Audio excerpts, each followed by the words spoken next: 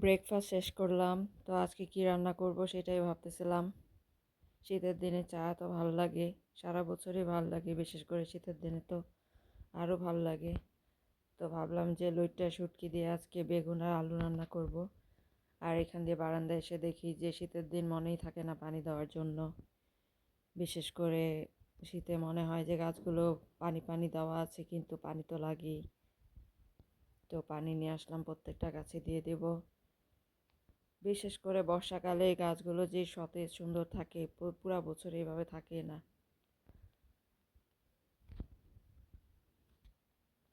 অনেক গাছ মরে গেছে, আর কিছু কিছু আছে, বিশেষ করে এই মানি প্ল্যান্টটা তাও থাকে, অন্যান্য গাছ তো থাকতেই চায় না। কিন্তু এই ক্রিসমাস ট্রিটা মাশাল্লাহ অনেক ভালো থাকে। এই একটা গাছ দেখলাম যে অনেক দিন টিকে, ওইভাবে যত্ন না নিলেও ভালোই টিকে। আর এখানে যে একটা বট গাছ আছে, এটাও মাশাল্লাহ ভালোই আছে। তো শুটকি পরিষ্কার করে এখানে ভাজার জন্য নিলাম। একটু ভাজতে হবে, ভাজার পরে পানিতে কিছুক্ষণ রেখে দিতে হবে যাতে ময়লাগুলো চলে যায়। তো ধুয়ে রেডি করে ফেললাম রান্নার জন্য। পেঁয়াজ ভাজা হয়ে গেছে, এখন আদা রসুনের পেস্ট, হলুদের গুঁড়া, মরিচের গুঁড়া আর সামান্য পানি দিয়ে মশলাটাকে কষাবো ভালো করে। আসলে রান্নার জন্য অত বেশি মশলা দেওয়া লাগে না, কারণ বেশি দিলেই যে টেস্ট বেশি হবে ঠিক তা না। হালকা এইসব মশলাতেই আমার মনে হয় যে রান্না মজা হয়। সব কিছুতে না, নর্মাল এসব সবজি তরকারিতে এটাই ঠিক আছে। তো শুটকিটা কষানো হয়ে গেছে, কারণ শুটকি একটু শক্ত থাকে, এই জন্য একটু ভালো করে কষায় নিতে হয়। এখন বেগুন আলু দিয়ে কিছুক্ষণ কষাবো।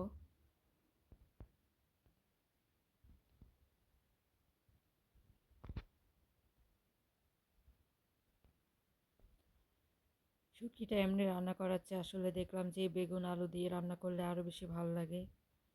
আর বেগুন তরকারিটা আমার কাছে খুব মজা লাগে।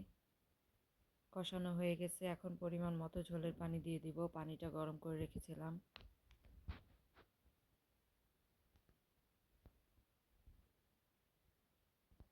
এখন জাস্ট ঢাকনা দিয়ে কিছুক্ষণ অপেক্ষা করব।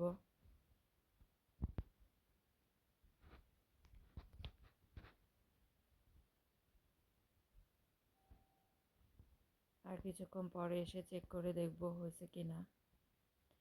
আজকে একটা পুডিং বানাবো, এই জন্য দুধ জাল দেওয়া শুরু করলাম।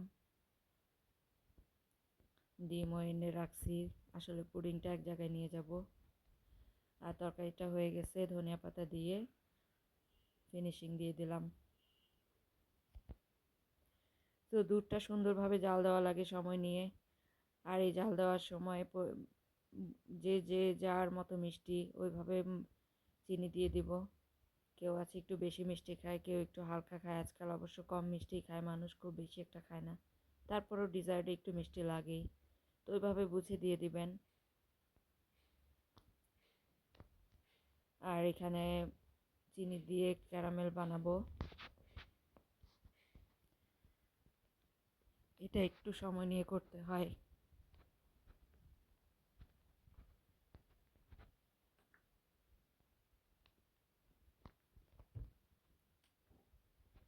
তো আজকে এইভাবে 9-10টা ডিম দিয়ে করব। ভালোভাবে ডিমগুলোকে এইভাবে করে ফেটে নিতে হবে যাতে কোনো লাম্পস না থাকে। অনেক সময় নিয়ে করতে হয়, তাহলে পুডিংটাও খুব সুন্দর হয়।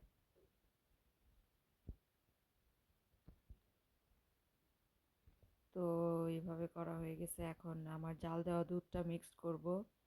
এখন দুধ আর ডিম একসাথে এইভাবে ফেটে নিব ভালো করে।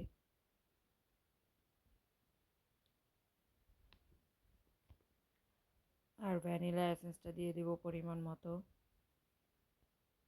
দিয়ে আরও কিছুক্ষণ মিক্সড করব। এইভাবে ছাঁকনি দিয়ে ছেঁকে নিব যাতে কোনো লাম্পস না থাকে, তাহলে আরও বেশি মিহি হয়।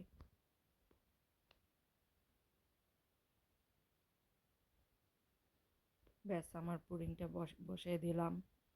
এইভাবেই আমি বসাই সব সময়। তো এইভাবে অনেকবার মাঝখান দিয়ে এসে এসে 2-3 ঘন্টা তো লেগেই যায়। ডিম চুলা দিয়ে একেবারে বসাই দিলাম। পানিটা কমে গেলে ঠিক এভাবে পানিটা দিতে হয়, এভাবে যে কয়েকবার দিয়েছি।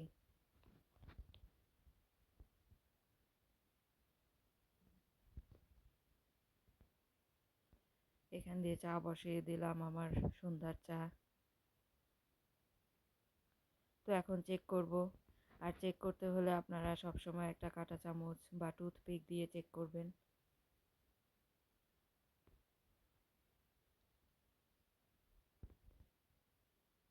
জাস্ট এইভাবে ঢুকিয়ে দেখবেন যে এটা পরিষ্কার আসছে কিনা। হ্যাঁ, মাশাল্লাহ হয়ে গেছে খুব সুন্দরভাবে।